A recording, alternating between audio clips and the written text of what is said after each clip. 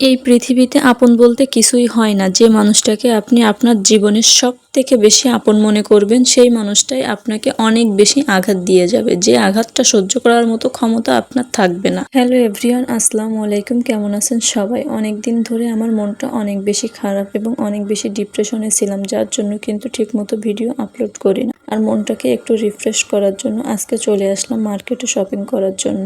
যতই যাই কিছু হয়ে যাক না কেন, আপন মানুষগুলো যতই চেষ্টা করুক আমাকে দুমড়ে মুচড়ে ভেঙে দেওয়ার জন্য, কিন্তু আমি তো কোনোভাবেই ভাঙবো না। আমাকে যত চেষ্টা করবে ভেঙে দেওয়ার জন্য, আমি তত শক্ত হয়ে দাঁড়াবো। কারণ আমার নিজের পজিশনটা এত বেশি শক্ত করব যাতে আমাকে কেউ কোনোদিন আর ভাঙতে না পারে। মানুষ বিশ্বাস করে আমি যে কষ্টটা পেয়েছি, এই কষ্টটা আমি আর কোনোদিনও পেতে চাই না। তাই তো আমি মানুষের থেকে এখন অনেক বেশি দূরে থাকতে চাই। আমি একা থাকতে চাই, নিজের মতো করে বাঁচতে চাই। আর আমার এই একা থাকার যুদ্ধে আমি এতটাই শক্তিশালী হতে চাই যে যাতে আমার লাইফে আর কোনোদিন কারোর প্রয়োজন না পড়ে। এখন থেকে নিজেকে নিজের মতো করে ভালোবাসবো, নিজেকে নিজের মতো করে ভালো রাখার চেষ্টা করব।